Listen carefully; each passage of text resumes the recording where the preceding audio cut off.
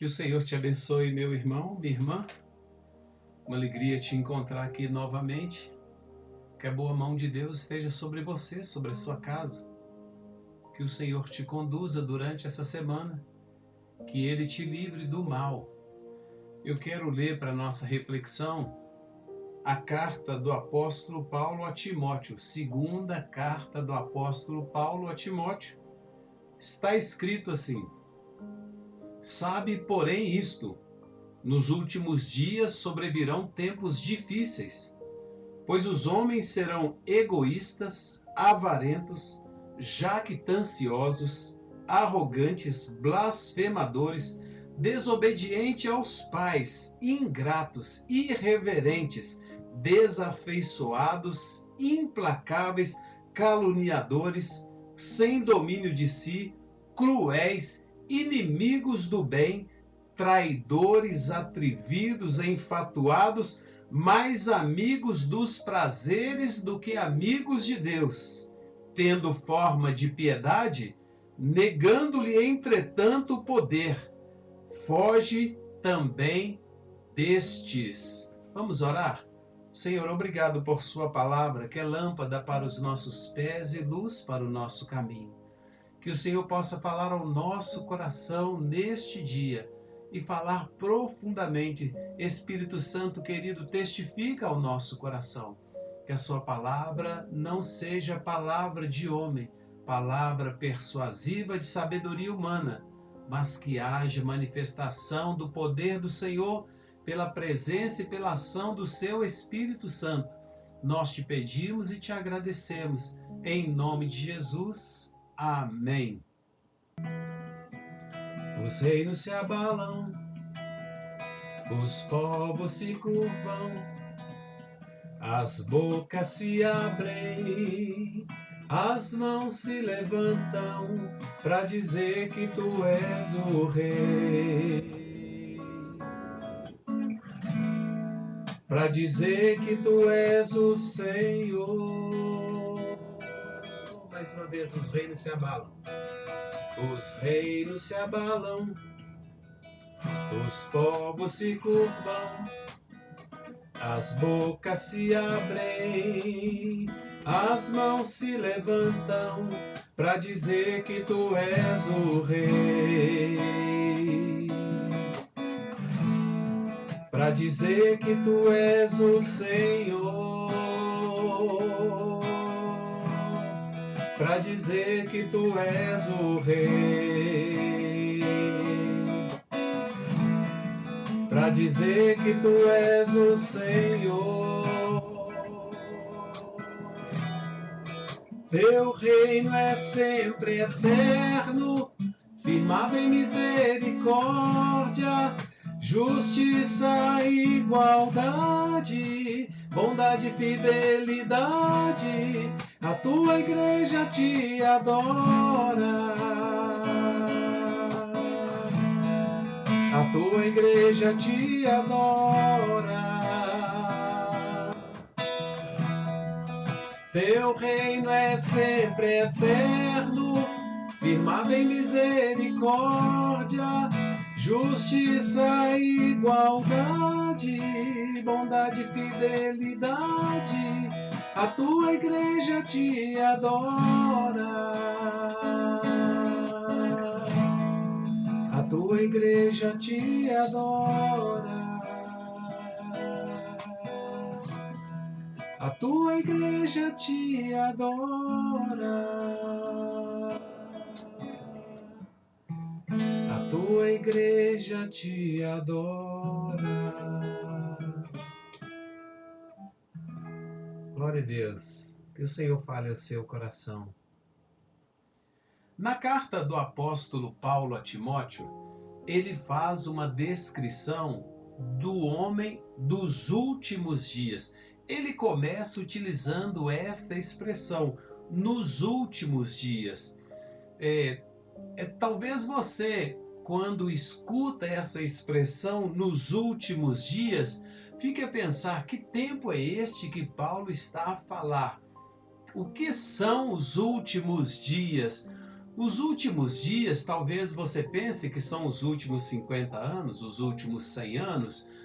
Quando nós começamos o século 21, estes são os últimos dias.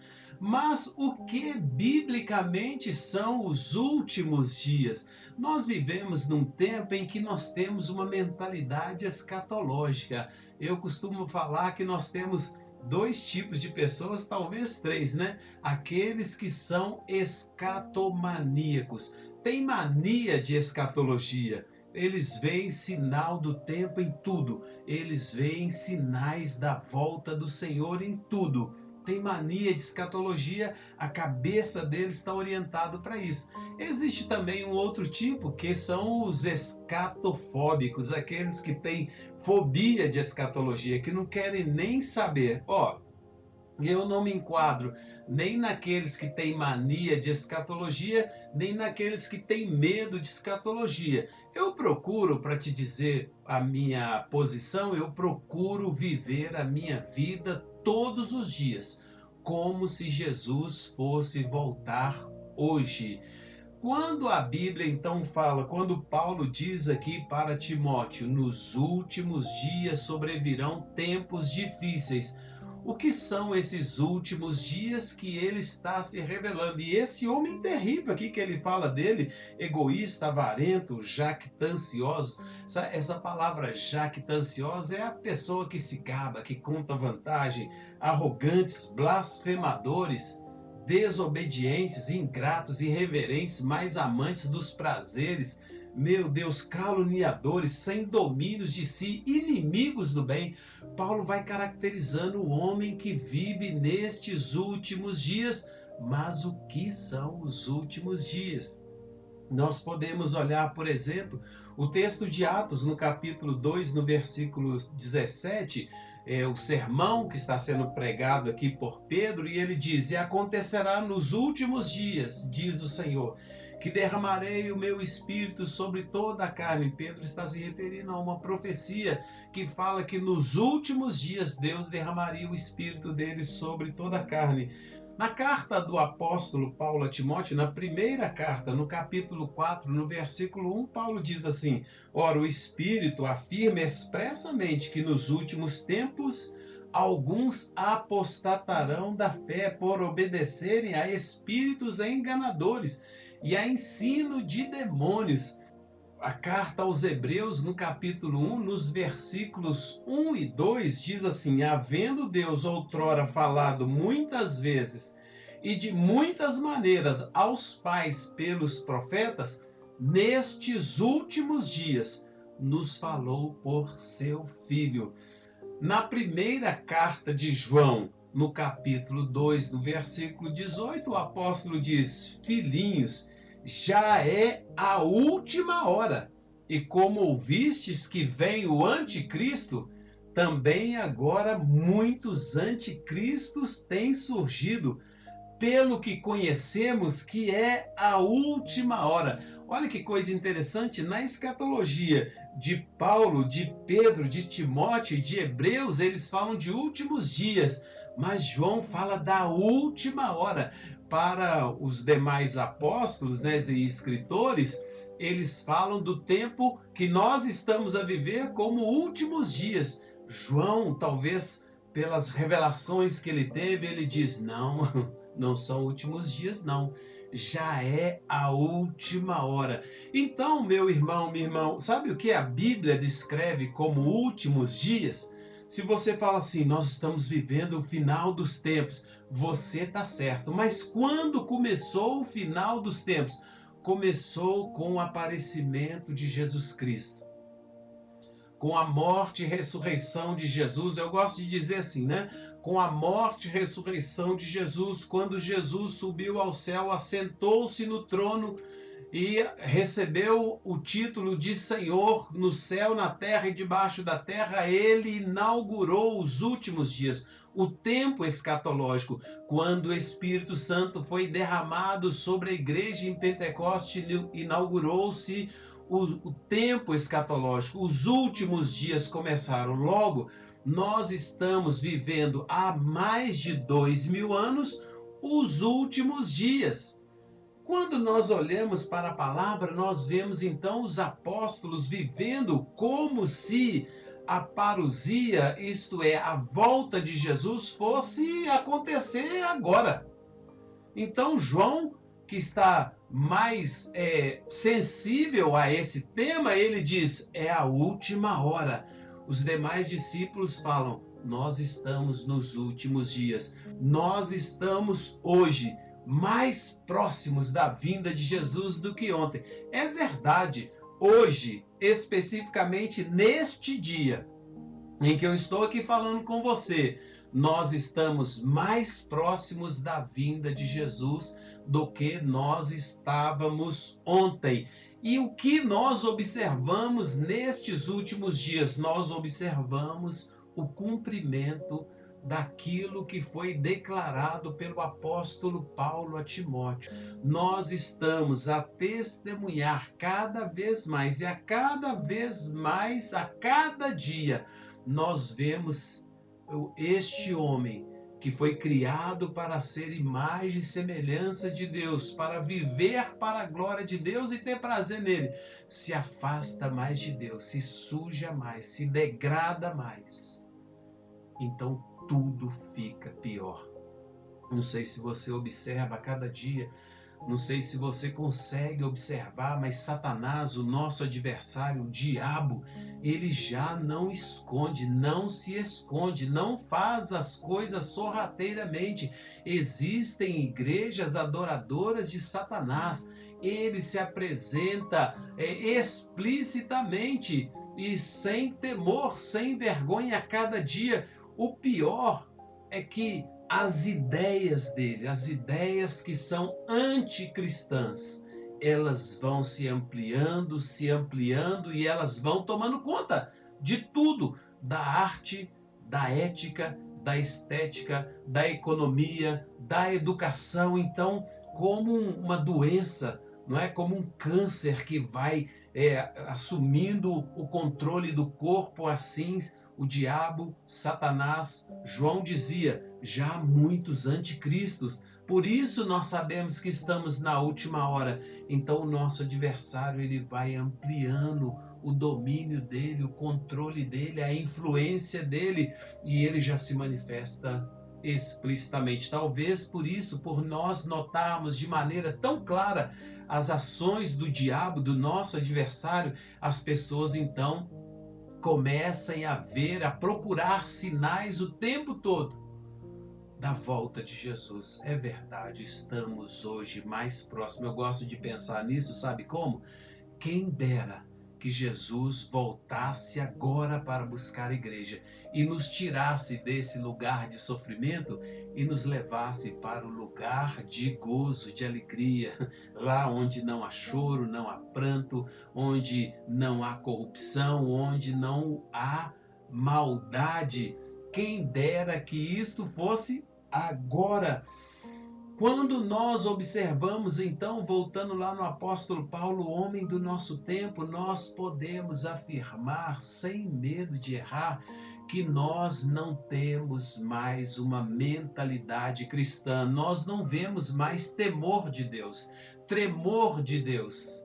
O que significa isso? Significa que temas que nos faziam temer e tremer e nos faziam parar para pensar se nós íamos fazer uma coisa ou não, hoje não nos incomoda. Pecado, inferno, juízo final, estas coisas não nos incomodam e nós tratamos o pecado como uma coisa normal. Adultério, prostituição, corrupção.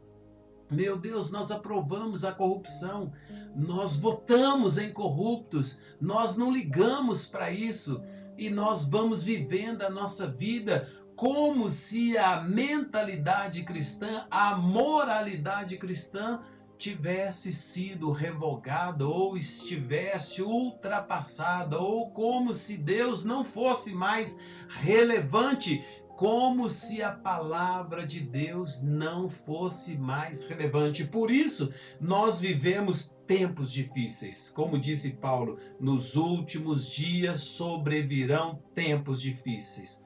Os homens serão egoístas, avarentos, jactanciosos, arrogantes, blasfemadores, desobedientes, ingratos, irreverentes, implacáveis, caluniadores, atrevidos, amigos dos prazeres. É um homem mau. Mas sempre foi assim? Não.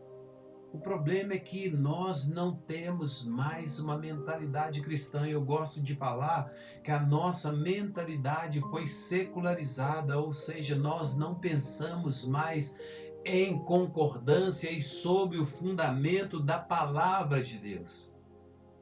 Nós pensamos sobre outros fundamentos.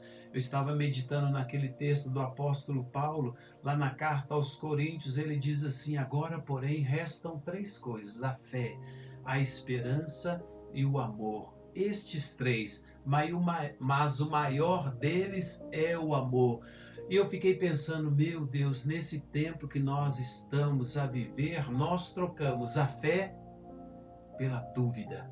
Nós já não cremos, nós duvidamos, elegemos a dúvida como estilo de vida, duvidamos de tudo, não temos mais esperança. Em vez de viver a esperança da volta de Cristo, a esperança de que Ele vem buscar a igreja, em vez de viver a esperança, nós vivemos a angústia, nós vivemos esse sentimento tão terrível que nos leva a adoecer, porque nós não vemos saída na longa noite escura, como dizia o reverendo Martin Luther King, nós não vemos o amanhecer. A esperança foi substituída pela angústia, a fé pela dúvida, a esperança pela angústia e o amor pelo ódio. São tempos difíceis, mas não foi sempre assim. Quando nós olhamos para a Bíblia, nós vemos homens e mulheres que viviam completamente diferentes. Eles eram saudáveis espiritualmente, nós estamos adoecidos espiritualmente. Mas o homem da Bíblia, o homem que fala conosco, o homem que se encontra com Deus, que interage com Deus, que obedece à palavra de Deus, ele é saudável, ele vive melhor. Ele passa por circunstâncias, por sofrimento, por dificuldades de maneira diferente de nós. Ele interage com Deus de uma maneira diferente. Você quer ver? Nós podemos, por exemplo, olhar para Abraão, conforme está escrito ali no livro de Gênesis, no capítulo 18. Abraão está sentado no calorão do dia, na frente da sua tenda, e ele olha e vê 3 homens de pé. Abraão, diz a palavra de Deus, corre e se prostra diante deles. Abraão reconhece que é o Senhor, Abraão reconhece que é Deus. Ele interage com Deus, ele reconhece a presença de Deus, ele convida Deus para a sua tenda e ele serve uma refeição para Deus ali na porta da sua tenda. Abraão interage com Deus, com o sagrado, com o eterno, com o próprio Pai e não se constrange, não acha estranho. Para ele aquilo era natural. Quando nós olhamos para aquela que a Bíblia chama de a mulher de Manoá, Manoá e a mulher dele são os pais de Sansão, né? Sansão foi um juiz importante da Bíblia, mas a Bíblia diz que essa mulher, mulher de Manoá, ela era estéril. E de repente ela olha e aparece para ela o anjo do Senhor. E o anjo do Senhor diz para ela: eis que és estéril e nunca tiveste filho, porém conceberás e darás à luz um filho. Ela interage com o anjo do Senhor, recebe a visita dele, conversa com ele, recebe aquela palavra e tudo está normal, tudo está certo, não tem nada fora do lugar. Eles têm um nível de interação com o sagrado completamente diferente de nós. Eles vivem no temor e no tremor de Deus e eles experimentam coisas extraordinárias. A Bíblia fala de Gideão, que estando Gideão malhando trigo no lagar, então vem o anjo do Senhor e se assenta debaixo do carvalho que está em Ofra. E o anjo do Senhor fala com ele: o Senhor é contigo, homem valente. E Gideão começa a conversar com o anjo. Entende? Essas coisas são impressionantes, porque o homem da Bíblia, ele interage com o sobrenatural, aquilo que nós chamamos de sobrenatural, para eles é natural. Eles interagem com Deus, com o Senhor, com os anjos do Senhor, eles veem a Shekinah, a glória de Deus se manifestar. E é claro, quando eles veem o monte fumegando e tremendo, eles se prostram, eles têm temor e tremor de Deus, raios, relâmpagos, trovões, eles se prostram, mas ao longo da história eles vão interagir com Deus de uma maneira completamente diferente que eu e você, que o homem dos últimos dias interage. Para não ficar só no Antigo Testamento, a gente pode... No Novo Testamento isso é uma coisa absurda, a maneira como o poder de Deus se manifesta pela ação do Espírito Santo na vida dos discípulos. Meu Deus, a sombra de Pedro cura, os lenços de Paulo são enviados à distância para curar, Filipe é transportado de um lugar para outro. Meu Deus, nós vemos sinais, manifestação do poder e da presença de Deus o tempo inteiro. Mas um texto clássico é o texto de Maria, está na casa dela, e de repente ela tem uma visão e ela vê o anjo Gabriel. O livro de Lucas, no capítulo 1, a partir do versículo 26, no sexto mês, foi o anjo Gabriel enviado da parte de Deus para uma cidade da Galiléia chamada Nazaré, uma virgem desposada com um certo homem da casa de Davi, cujo nome era José. A virgem chamava-se Maria, estando ela ali na casa dela. O anjo apareceu e disse: salve. Meu Deus, alegra-te, muito favorecida. Ela recebe o anjo, ela acolhe o anjo e ela interage com o anjo, com o sagrado, e não há constrangimento. Por que essas coisas acontecem? Porque eles não desprezam o sobrenatural. O que essas experiências todas têm em comum? Todas elas acontecem fora do templo. Isso é uma coisa impressionante. A gente tem expectativa da manifestação do poder de Deus, da glória de Deus, do sagrado, essas interações na igreja, no culto, durante a liturgia, mas todas essas interações que eu falei acontecem na vida, durante o dia ordinário, nas atividades comuns do dia a dia. Abraão está na preguiça, Gideão está trabalhando, Maria está na casa dela, eles não estão... a mulher de Manoá está andando pelo campo, então eles não estão no templo buscando a Deus. Fala comigo, Senhor, eu preciso de ti. Não, não é assim. Eles vivem com tanta intensidade o sagrado, a realidade da presença e da existência e da presença de Deus, que quando Deus se manifesta para eles, aquilo é natural, tão diferente de nós, que quando nós vemos a manifestação do poder de Deus, a primeira coisa que acontece conosco é duvidar.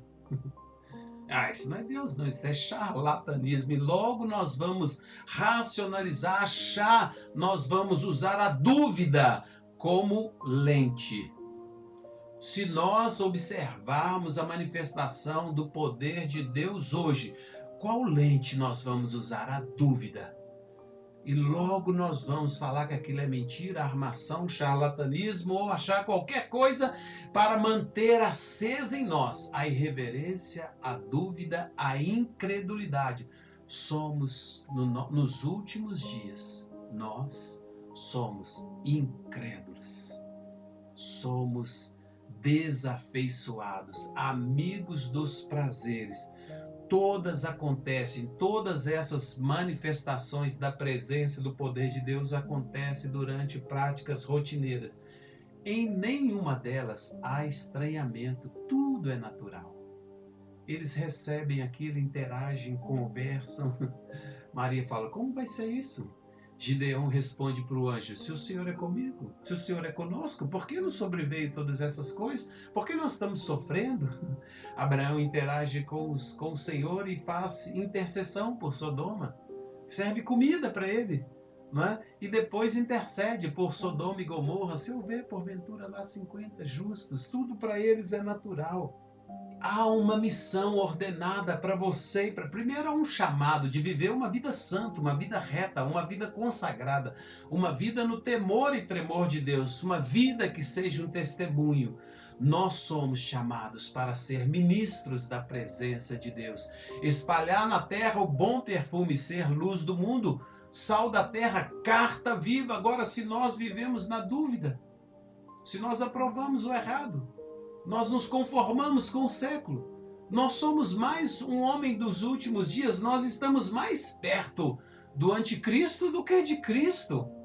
Porque nós somos enfatuados, amantes do nosso corpo, mentirosos, caluniadores. A nossa religião tem forma de piedade, mas nós não admitimos o poder de Deus. Então há um chamado, há um comando de Deus para este tempo e pregue a palavra, há uma missão ordenada, pregar o evangelho, fazer discípulo. Antes disso, viver uma vida em santidade, chamados para viver em santidade e buscar a interação com Deus, com o eterno, com o sagrado como algo natural. Deve ser natural da minha vida interagir com o meu Pai, falar com Deus, a companhia, a comunhão do Espírito, ser a habitação do Espírito de Deus. Deve ser o natural para mim, para você. Esta deve ser uma busca constante. A cada dia que passa, a tendência é piorar. A tendência é as pessoas rejeitarem, pior, odiarem o Evangelho, a palavra de Deus, como fundamento de uma vida. Meu Deus, quando nós olhamos aí as redes sociais, a internet, o jornal, e nós vemos o que está sendo proposto pelo tempo, pelo espírito do tempo, pelo espírito do mundo, pelo mundanismo, pelo espírito do anticristo, o que nós percebemos é um ódio para tudo que o Senhor ordenou e propõe. Se tudo acontecer da maneira como está previsto na palavra de Deus, vai piorar. E não dá para brincar de ser cristão. Nós somos, sem dúvidas, impactados pela mentalidade do nosso tempo. Quanto mais nós abandonarmos a nossa missão, quanto mais nós abandonarmos o nosso chamado, quanto mais nós negligenciarmos o nosso testemunho, piores as coisas serão. E nós e os nossos filhos, Deus tenha misericórdia de nós, sentiremos o impacto do mal e do pecado em nós e na nossa casa. O que nós podemos fazer, o que nós devemos fazer? Primeiro, viver uma vida em santidade. O meu irmão Coronel Lucas tem falado, nós temos que viver uma santidade radical. Não podemos brincar, não é tempo para brincadeira, é tempo para santificar a sua vida. A minha irmã Glória, ela fala assim, Cícero, eu tenho santificado a minha vida, eu quero santificar a minha vida, eu quero edificar a minha vida, lendo a palavra, orando, jejuando, mantendo a sua mente ligada ao trono de Deus. É isso que nós devemos fazer nesse momento, primeiro viver em santidade, segundo pregar o evangelho a tempo e fora de tempo, sermos boas, fiéis testemunhas do nosso Deus. E orar para que Ele venha, ansiar para que Ele venha. Maranata, vem, Senhor. Vem, Pai, vem agora. Vem hoje. Você está preparado? O Isaías chega na casa do rei Ezequias e fala com ele assim, põe a sua casa em ordem. Você está preparado? Põe a sua casa em ordem, porque você vai morrer, Ezequias. Você está preparado? Então se prepare. A Bíblia tem um texto que diz, prepara-te, Israel, para te encontrar com Deus. Irmãos, mais do que preparar para encontrar com Deus é fazer da nossa vida, cada dia, cada instante, um momento de encontro com Deus. Corandel, viver na presença de Deus. Olha o nosso chamado. Viver uma vida que seja corandel. viver na presença de Deus. Esse é o nosso desafio. E viver na presença de Deus só é possível em santidade, em temor, em tremor, em obediência, ouvindo a voz do Espírito, sendo dirigido por Ele, como Paulo diz, não anda na carne, ande no Espírito. O nosso chamado é andar no Espírito e viver uma vida como sal, como luz, que toque o nosso entorno. As pessoas que estão perto de nós precisam ser tocadas pela presença de Deus em nós. Já não vivo eu, Paulo diz, Cristo vive em mim. Nós precisamos resistir ativamente ao mal e à mentalidade dos nossos dias e trabalhar, pregar, orar, jejuar para comunicar esse evangelho e salvar o máximo de pessoas que nós podemos. Se precisar, vamos orar, vamos jejuar, vamos intensificar o nosso testemunho, porque os dias são de trevas, os dias são maus. Paulo diz, os últimos dias. João diz, a última hora, já é a última hora. O que mais nós podemos esperar para viver uma vida reta, santa, verdadeira diante de Deus, se nós já estamos, como disse o apóstolo, na última hora? Decidir viver uma vida para o reino, para a glória de Deus. Esta é uma escolha que você faz, que eu faço. Deus, eu decido agora, eu escolho agora viver corandel, viver a vida na sua presença e viver para a sua glória. Você vê esse cenário, esse céu negro, esse céu escuro, os dias são de trevas, os dias são maus. Não é tempo para brincar. Meu Deus, é tempo de levar a nossa vida, e a vida verdadeira é Cristo, é vivida em Cristo para a glória dele, e é tempo de nós levarmos isso a sério, você não acha? Então vamos nos posicionar como igreja, como fiéis testemunhas, como filhos de Deus no meio de uma geração incrédula. Devemos resplandecer, como diz a palavra, como luzeiros, como luz. Meu irmão, minha irmã, não sei como você está vivendo. Não sei se em você acabou o temor e o tremor do Senhor, mas que o Espírito Santo fale profundamente ao seu coração. Se você conhece o Evangelho e está brincando, meu Deus, está na hora de você se posicionar. Se você ainda não tomou posição de Deus, nada disso que eu estou falando faz muito sentido para você, mas você experimentou o temor de Deus, o tremor de Deus no seu coração. Venha para Cristo. Entregue a sua vida a Ele, entregue o seu caminho a Ele. Jesus diz assim, vinde a mim, vinde a mim. Vinde a mim todos vocês que estão cansados e sobrecarregados, e eu vos aliviarei. Tomai sobre vós o meu jugo e aprendei de mim. Aprendei de mim, disse Jesus, que sou manso e humilde de coração, e achareis descanso para a vossa alma, porque o meu jugo é suave e o meu fardo é leve. Meu irmão, minha irmã, se você entende o que eu estou falando, já viveu uma vida cristã mais séria, está relaxado, volta para o Senhor.